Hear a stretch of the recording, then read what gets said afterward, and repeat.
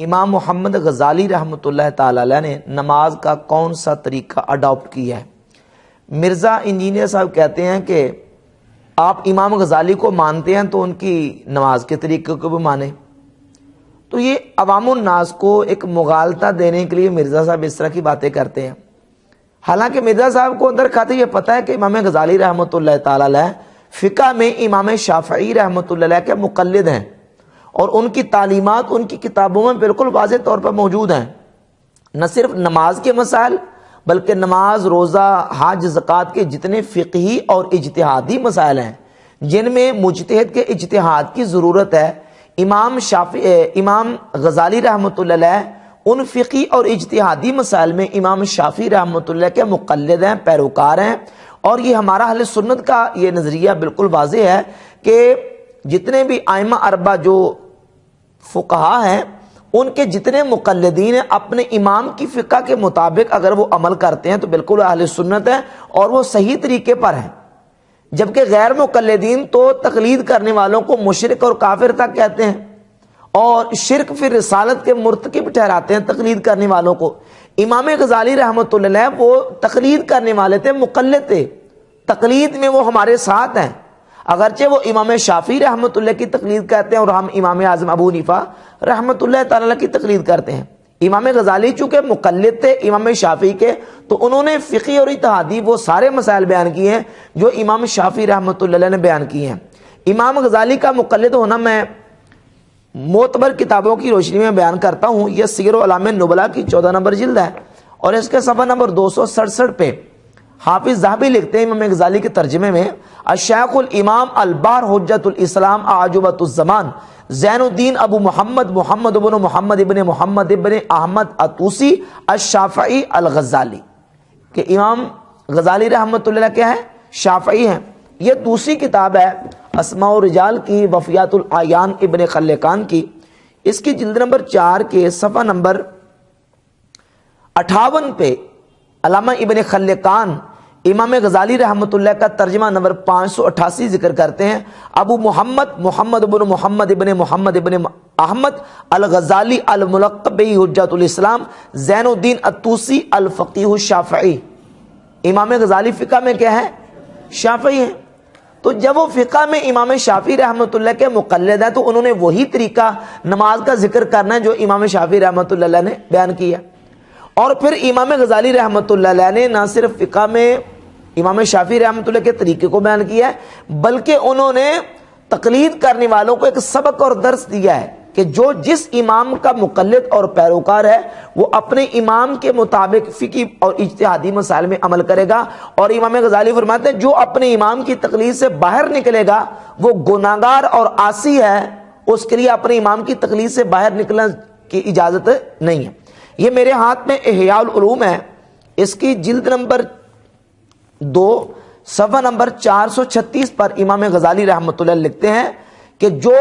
منکر یعنی جس سے ہم نے کسی کو روکنا ہے وہ منکر اگر ایسا ہو جو اجماعی اور اتفاقی ہے تو اس سے روکا جائے گا۔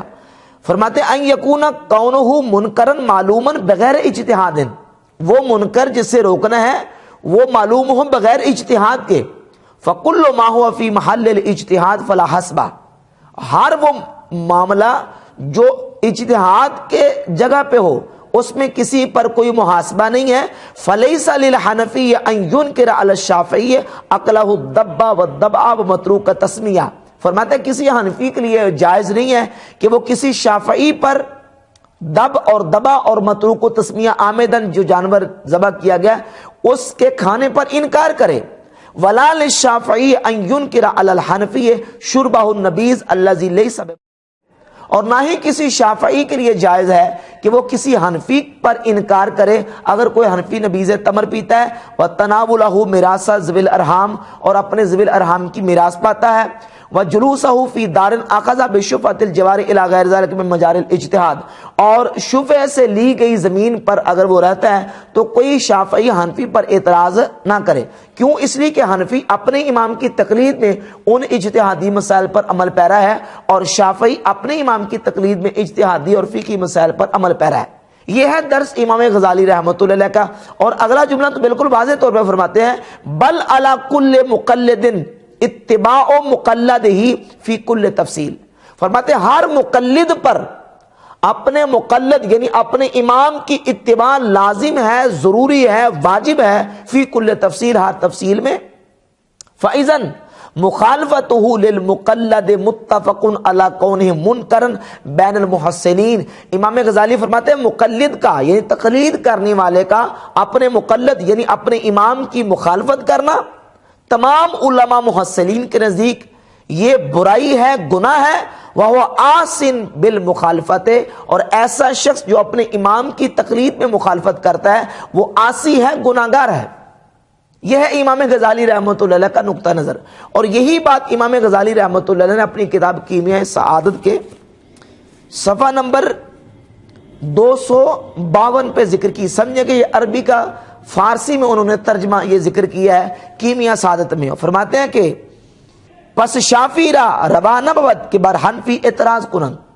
شافی کے لیے جائز نہیں کہ وہ حنفی پر اعتراض کرے، اور یہ ساری اسی کا ترجمہ لکھا، اور آخر میں لکھتے ہیں کہ بخلاف اجتہاد و صاحب مذہب خود کاری کنند او آسیس، جو اپنے امام اور اپنے مقلد یعنی جس کی وہ تقلید کر رہے ہیں اس کی مخالفت کرے گا، فرماتے او آسیس وہ گناہگار ہے، اس کے لیے اپنے امام کی مخالفت جائز نہیں۔ تو ہم چونکہ فقہ میں اجتہادی مسائل میں امام اعظم ابو حنیفہ رحمۃ اللہ تعالی علیہ کو فالو کرتے ہیں، ان کے مقلد ہیں، تو امام شافعی کا بھی یہی درس ہے، اور تمام جتنے مقلدین علماء ہیں ان کا یہی سبق اور درس ہے کہ جو جس امام کا مقلد ہے اپنے امام کی پیروی میں وہ اجتہادی مسائل پر عمل پیرا ہوگا، جبکہ غیر مقلدین کا ان ائمہ کے ساتھ کوئی تعلق نہیں ہے۔ مرزا انجینئر کا بھی کوئی تعلق نہیں ہے، اور جتنے غیر مقلدین ہیں جو تقلید کو شرک کہتے ہیں ان کے نزدیک تو امام غزالی بھی مشرک ہے، اور سیدنا شیخ عبد القادر جیلانی رحمۃ اللہ جو کہ حنبلی المسلک ہے وہ بھی کیا ٹھہریں گے، وہ بھی شرک پھر رسالت کے مرتکب ہیں۔ اب لوگوں کو یہ باور کروانے کی کوشش کرتے ہیں، دیکھیں جی ان کا تو نماز کا طریقہ جناب اس طرح تھا، ان کا تو طریقہ یہ تھا، تو ظاہر ہے کہ وہ فقہی مسائل میں جس امام کے پیروکار ہیں انہوں نے اسی طریقے سے عمل کرنا۔ ہم فقہ میں امام ابو حنیفہ کو چونکہ فالو کرتے ہیں تو ہم فقہی مسائل میں امام اعظم ابو حنیفہ رحمۃ اللہ کے مسائل پر عمل پیرا ہوں گے۔